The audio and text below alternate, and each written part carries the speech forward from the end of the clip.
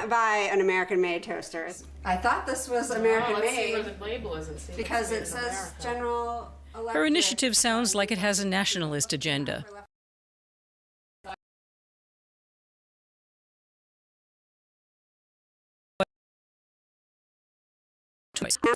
We make a lot of choices as consumers. We choose things because they have recycled content in them, or we choose things because they reflect a particular lifestyle that we want. We make a lot of choices as consumers. Either in your own community or your own country is they just have another recycled content in them, or we choose things because they reflect a particular lifestyle that we want. We make a lot of choices as consumers. Either in your own community or your own country, they have recycled content in them, or we choose things because they reflect a particular lifestyle that we want. We make a lot of choices as consumers. In your community or your own country, they have recycled content in them, or we choose things because they reflect a particular lifestyle that we want. We make a lot of choices as consumers. In your community or your own country, they have recycled content in them, or we choose things because they reflect a particular lifestyle that we want. We make a lot of choices as consumers. In your community or your own country, they have recycled content in them, or we choose things because they reflect a particular lifestyle that we want. We make a lot of choices as consumers. In your community or your own country, they have recycled content in them, or we choose A mixture of protectionism and nationalism because they reflect a particular lifestyle. World War. We make a lot of choices as consumers. In your community or your own country, they have recycled. There were disastrous developments in world trade. In terms of volume, it fell by 2/3 within 4 years. By today's standards, that's unimaginable. If we saw a 5% fall in trade, people would call it a major crisis. But back then, it fell drastically and dramatically. And that development can be traced back to protectionist policies put in place by the United States of America.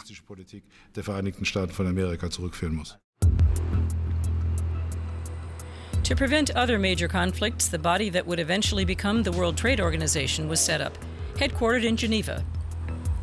Its fundamental principle, that free trade brings prosperity for all, has never really been accepted. On the contrary, the WTO has come under heavy fire in recent years. And the US, led by Donald Trump, largely ignores it.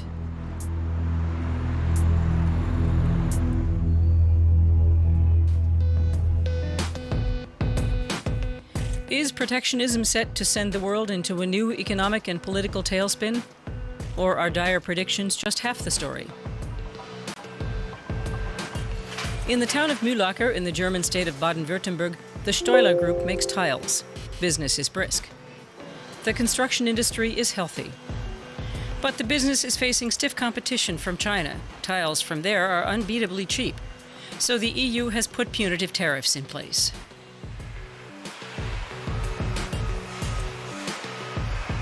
Tiles imported from China now have an import duty of 26.3%, protecting jobs here from Asian competitors. If they didn't exist, says Wilson, baths and kitchens in Germany would soon all be tiled with Chinese products. I think it's justified in the current climate, because the competitive situation is unbalanced. We know that Chinese manufacturers are selling their overcapacities internationally at very, very low prices. And that puts us in a situation where we can no longer be competitive. We can't keep up if we have to play by those rules.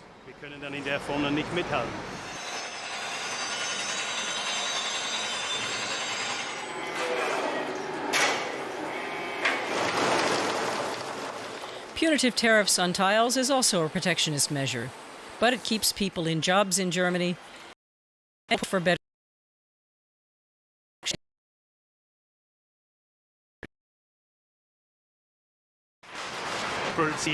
We produce here in Germany. We're expected to comply with laws that are relevant in Germany, and we do. Exercise aspects. Of course, we don't have that for products coming from abroad. Then there's the issue of weight and value.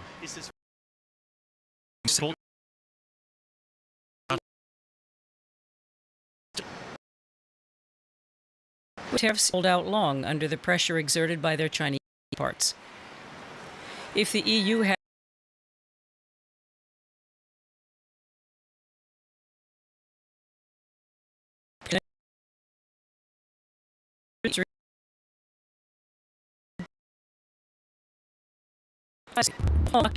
from China and even ironing boards.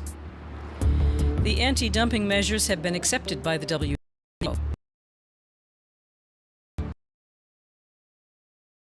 Is protecting jobs.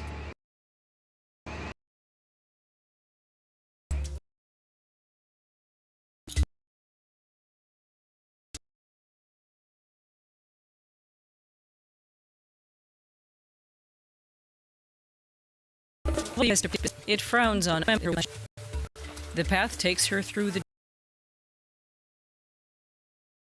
jungle.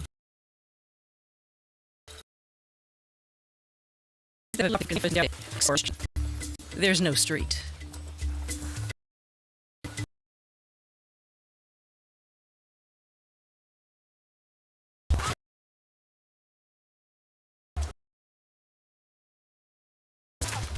Harvested over at a market in the distant capital.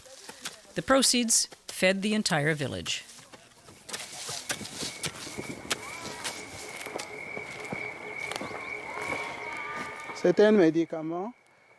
We use onions as a remedy. For example, when you have digestive complaints, we use it as an antiseptic, and we make our sauces with onions. Cameroonians wouldn't know what to do without onions.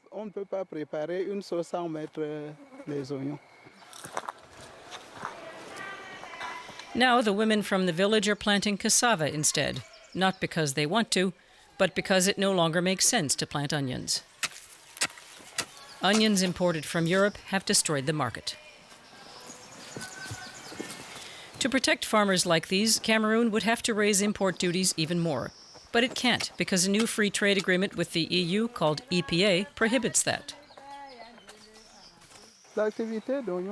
Our onion fields stretched from here down to the river and over there.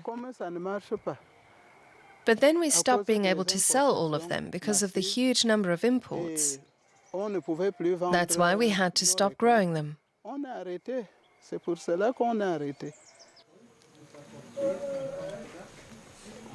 Onions are a staple here. The African country consumes hundreds of thousands of tons a year. Until now, they were all grown domestically. Just as they do every day, the women in the cooperative prepare dinner. For now, they still have their own onions. Produce that not only feeds them and their families, but also helps them survive.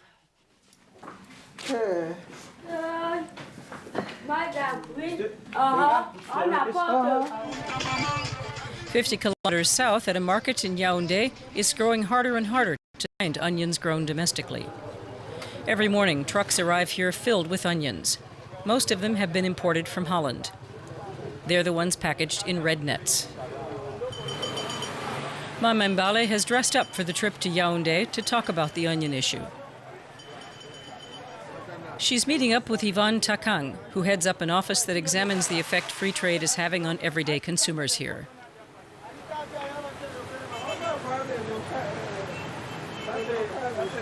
The two discovered that Dutch onions cost around a third less than homegrown varieties.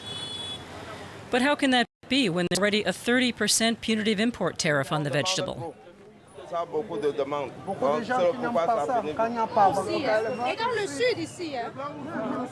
And as though the cheap onions weren't bad enough for the farmers, other agricultural products like garlic from China are also flooding markets in the fruitful country.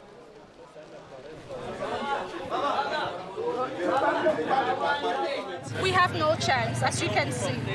We are asking time to protect our domestic markets first and build our economies before thinking of opening our markets to the world. European overproduction is undercutting Africa's agriculture sector. Mama Mbale doesn't know what to do next. What happened with onions could happen just as easily with other farm products. And the new free trade agreements with the EU don't allow Cameroon to raise punitive tariffs any further to protect the industry. I think it's high time they understand that they should leave African countries to build their own markets, just as the EU took time to build its own markets. It's time they let us build our markets, and then we can think partnership agreements with the EU. In other words, Europeans are denying Africans what they need most.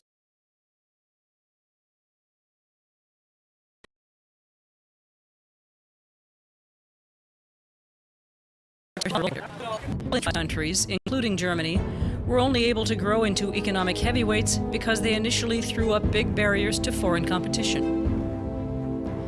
But that fact is conveniently forgotten nowadays. Without protection, in other words, Germany never would have turned into the industrial powerhouse it later became. Back in the 19th century, the Iron Chancellor Otto von Bismarck closed borders to keep out imports of wood and grain from Russia.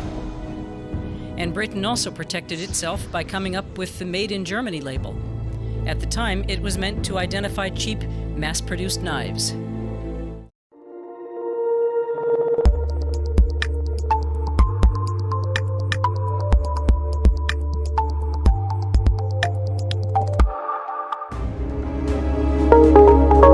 Free trade. Millions of tons of goods in motion across the planet. My name is It brings prosperity, or so we're In told. my previous life, Protectionism they and called me isolationism Dr. are evils from the past. I bring Or you they were, greetings from until your Donald Trump called for 1.27 duties on billion steel brothers and imports to sisters the on U.S. continent, and your 55 Europe and China African threaten countries.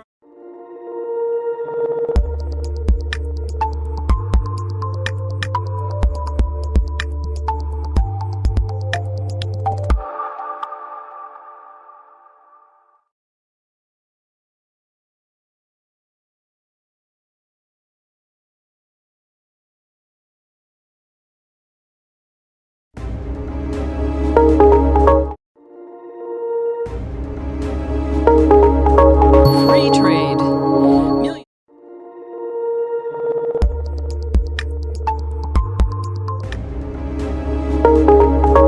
Free trade. Millions of tons of goods in motion across.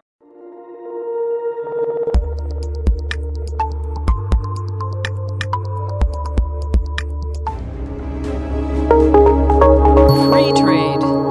Millions of tons of goods in motion across the planet. My name is It brings Arikana prosperity, Chiombarikwa. or so we're In told. my previous life, Protectionism and They called me isolationism Dr. are C. evils from the past. I bring or you they were, greetings until from your Donald Trump called for 1.27 duties on billion steel brothers imports and to the sisters on the U.S. continent, and your 55 Europe and China African threaten peasants. reprisals. Are we on the brink Africa of a finally full-scale trade realizes war? that for Africa First, to I'm move signing an forward executive in order its to rightful ensure that we place on fully the collect stage, all duties Africa imposed must speak and on foreign negotiate. importers that cheat. So now a lot of companies Cheaters. around the world How are are we struggling being to get deceived involved. when it And comes we to get global record trade? applications And what role do for we embassies ourselves in play in Africa that last deception? year. What I'm also doing, Deutschland kann nicht from a Germany can't strategic expect point the of view rest is of the world to organizing buy the its African goods while diaspora remaining with reluctant lots to of buy goods from professionals abroad. from so many Aus dem different Ausland zurück. positions. The You see, arguments made the for Jews and have against done a free very good trade are job full of calling all contradictions. children of, Germans Israel. are proud of the country's rank at the top A of the Jew list may of never exporting set foot nations, in Israel, but seemingly they know unaware Israel that is free home. trade destroys livelihoods Indians know where at they home come and from. abroad. Chinese know where they come from. Irish know where So they come David from. and Goliath Only people situation, who do but not just know that in this case, it's Goliath that wins because the European Union is the African Goliath in the whole show. I think Who are the reason real winners? it And is hasn't free been trade done really is as because of free the as it sounds? fragmentation. 55 countries, most of them wrong. But the African Union this year, during the February summit, they unanimously decided that 2019, 400 years of slavery, it is time to officially call on all children, descendants of former slaves, to come back home. And let me make this very clear. By saying, let's go home, In return, around 9 million go. containers arrive we are here every saying year. no, that Africa is home. Most of them And that if you want to go, you're welcome to go anytime. Where we have issues as black people is that we are busy denying our anchor. We have been told our anchor is a horrible place, diseased people at war with themselves, far from the truth. And it was all by design, to keep Because when we reconnect, we have an anchor. Yes. Black people around the globe, they need to know that Africa is home and that Africa is ready for you. Whenever you want. That Africa, it is your It's their home, job to ensure that that you should be in the front of the line for everything African. Is getting ready to open up big time. Bigger than you can even imagine. For the first time, they had a meeting last week in Nairobi. The former Prime Minister of because we now have the 22 ratifications, the implementation do the dog of coats the have leather parks as well? area In that case, is they'd gonna be start charged at a sometime lower this rate. summer. So that means we need to come up with a strategic plan for the development of the continent for the first time. Because they only be 2.7%. Not the individual countries. This has never been done before. So they're wanting a core group from the diaspora. From the past, I bring or you they were, greetings from until your Donald Trump called for 1.27 duties on billion steel brothers and imports to the